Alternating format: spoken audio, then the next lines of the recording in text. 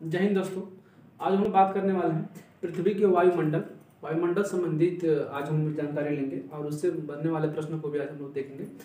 तो चलिए देरी न करते हुए आज हम लोग बात करेंगे वायुमंडल की जितने भी परतें होती हैं, क्या क्या उनसे प्रश्न बन पाते हैं उनको थोड़ा समझ लूँ देख लेते हैं। तो चलिए शुरू करते हैं आज का टॉपिक, पृथ्वी का वायुमंडल। मित्रों, पृथ्वी को वायुमंडल को गैसों के आधार पर जो है कि 5-6 भागों में बांटा गया है। गैसों, देखिए जिस जिस प्रकार गैसें पाई जाती हैं उनके पाए जाने के आधार पर ही गैसों जो है कि मंडलों को डिवाइड किया गया है। जिसमें आपका पहला होता है क्षोभ मंडल, उसके बाद समताप मंडल, फिर आपका होता है मध्य मंडल, उसके बाद आयन मंडल, फिर आपका वायुमंडल होता है। तो इनकी विशेषता क्या है, इनके आधार पर हम सबको बारी बारी पढ़ेंगे।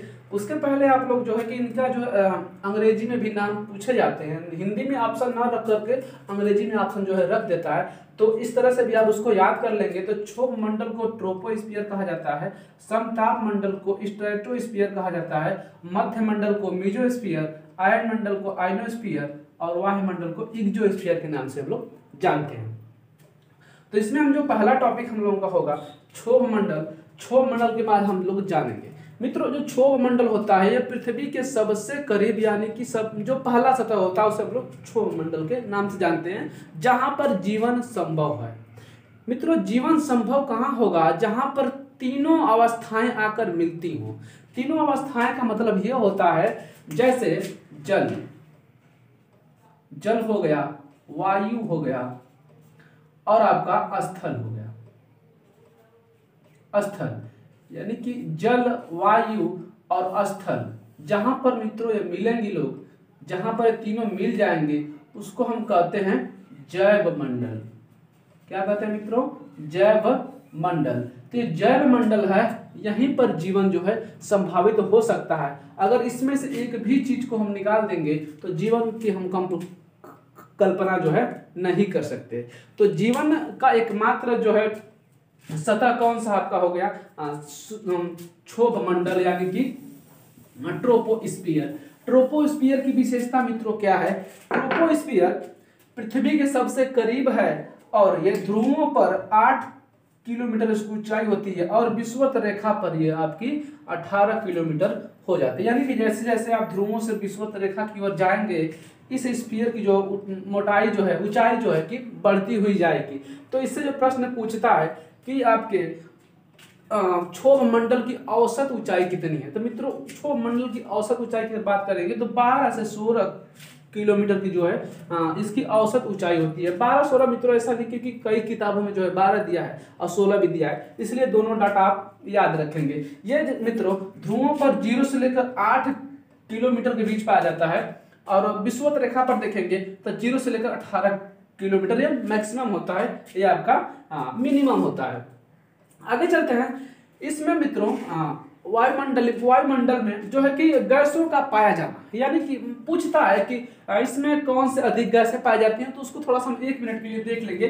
तो उसमें जो पहले मित्रों नाइट्रोजन गैस सर्वाधिक पाई जाती है जो कि 78% होती है, ये आप याद रखेंगे। अराउंड दशमलव में इधर उधर होगा तो उसको आप देख लीजिएगा। उसके बाद ऑक्सीजन की बात करेंगे तो जो आपका ऑक्सीजन है ये आपका 20.98% पाया जाता है, या तो इसको हम 21% भी कह सकते हैं। ठीक है। उसके बाद अन्य गैस की बात करेंगे हम लोग। अन्य गैस भी पाई जाती है जिसमें आपका 0.097% जो है अन्य गैसें पाई जाती है, किसमें? क्षोभ मंडल में। उसके बाद आपके सबसे जो इंपॉर्टेंट और हानिकारक गैसें हैं उनका नाम हम अगर जानेंगे तो जो आपका कार्बन डाइऑक्साइड होता है जो कि पाया जाता है 0.03%।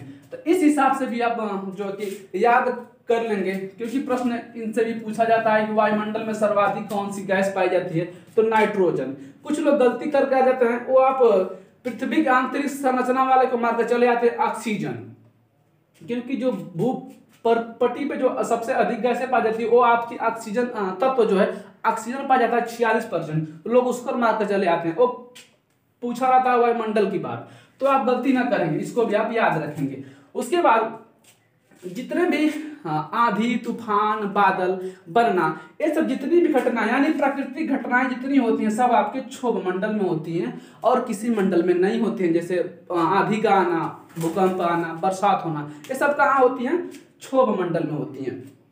आगे चलते हैं मित्रों, देखिए इसमें जो है कुछ जो वायुयान उड़ते हैं जो कमर्शियल होते हैं, कमर्शियल वायुयान यहीं पे उड़ते हैं, बाकी शेष जो होते हैं उसके आगे वाले मंडल में जो उड़ते हैं ना। तो आगे चलते हैं इस प्रश्न को जो है कि आगे हम लोग बढ़ाते हैं इस टॉपिक को। अब आगे हम लोग का जो टॉपिक होगा आपका समताप मंडल। देखिए नाम से ही स्पष्ट है समताप मंडल। समताप मंडल को अंग्रेजी में कहते हैं स्ट्रेटोस्फीयर। जो समताप यानी कि समान ताप होगा, ठीक है मित्रों, समान ताप होता है यहाँ पर, और ये वायुयान उड़ने के लिए आदर्श मंडल माना जाता है। तो ये प्रश्न पूछता है कि वायुयान कहाँ पर उड़ते हैं, तो ये आपके उड़ते हैं समताप मंडल में। बेसिकली जेट विमान जितने होते हैं वो आपके उड़ते हैं इसमें, तो इस चीज को भी याद रखेंगे। उसके बाद जैसे जैसे ऊपर जाते हैं मित्रों क्या होता है कि टेम्परेचर जो है घटता जाता है। अगर क्षोभ मंडल की एक बार हम फिर से बात करेंगे तो क्षोभ मंडल में अगर आप 165 मीटर आगे जाते हैं तो आपका 1 सेंटीग्रेड टेम्परेचर जो है कम हो जाता है। अगर किलोमीटर की दृष्टि से देखेंगे तो 1 किलोमीटर अगर आप जाएंगे ऊपर की तरफ तो जो टेम्परेचर गिर जाता है 6.4 सेंटीग्रेड। तो ये टेम्परेचर जो है घटता है ऊपर जाने में।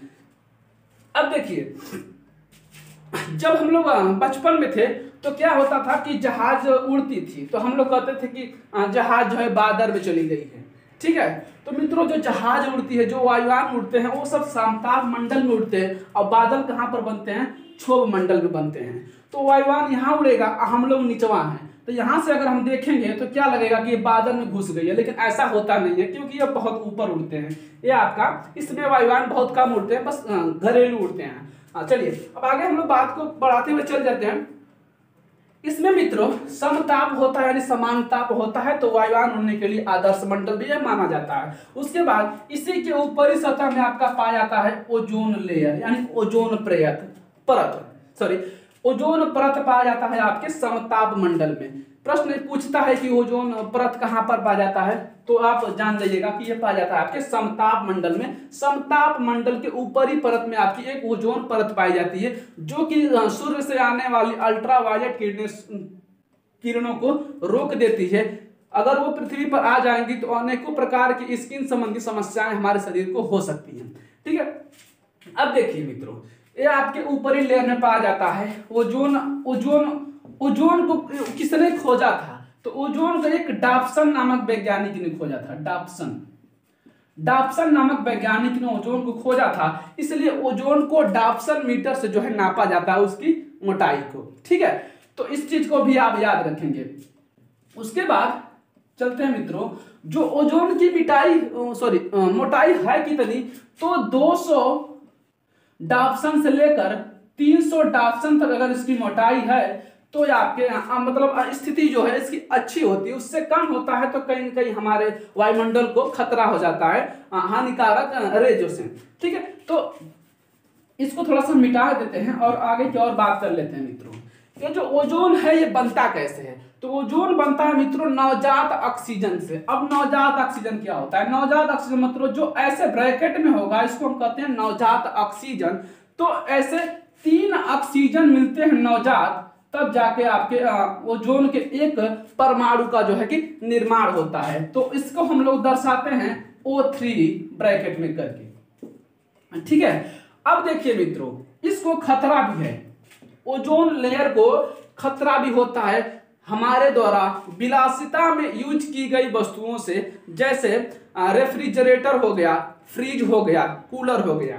मित्रों ये क्या करती हैं, उनसे बहुत ही ज्यादा हानिकारक तत्व गैसें निकलती हैं जो कि ओजोन लेयर को क्या करते हैं कि नष्ट कर देती हैं, जिसमें आपका CFC होता है सबसे हानिकारक। CFC यानी कि कार्बन क्लोरीन, फ्लोरीन और कार्बन, ये होते हैं जो कि परत में इसको जो है छेद करने का काम करते हैं, यानी कि नष्ट करने का काम करते हैं। तो जो आप फ्रिज वगैरह चलाते हैं ठंडा करने के लिए, उससे वो गैस निकलता है कि उसमें, क्योंकि मित्रों जो फ्रिज होता है उसमें अमोनिया लिक्विड के रूप में यूज होता है।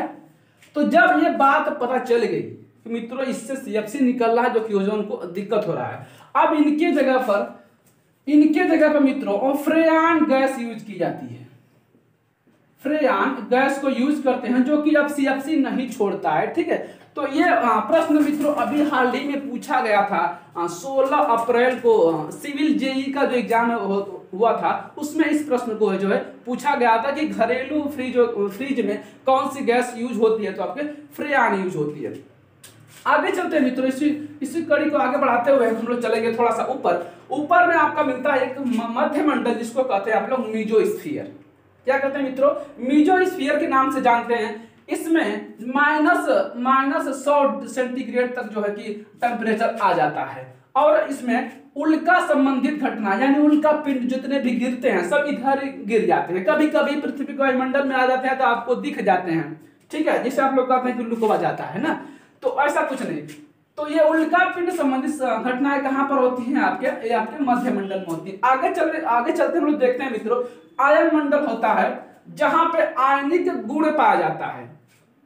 आयनिक गुण पाया जाता है मित्रों कहां पर, आयन मंडल में। और दूर संचार संबंधित जितने भी उपग्रह हैं, जैसे आपका टेलीविजन वगैरह चलते हैं, टेलीविजन, रेडियो, टीवी वगैरह जितने भी चलते हैं, जो संचार का साधन है कहां पर स्थापित किया जाता है, आयन मंडल में। मित्रों ये दोनों जगह स्थापित किया जाता है, आपके वायुमंडल में और आयन मंडल में। तो अगर ऑप्शन में अगर आपको दिया, अगर कभी प्रश्न आ जाए, अगर ऑप्शन दे दे कि आयन मंडल और वायुमंडल, तो आप आयन मंडल को पहले क्लिक करेंगे। अगर ये नहीं है तब आप वायुमंडल को क्लिक करेंगे, ठीक है। उसके बाद थोड़ा सा ऊपर चलते हैं तो सबसे हल्की, सबसे लास्ट में जो आपका मंडल होता है उसे कहते हैं वायुमंडल, जहां पे यहाँ पर भी दूर संचार संबंधी उपग्रह भी छोड़े जाते हैं, ठीक है।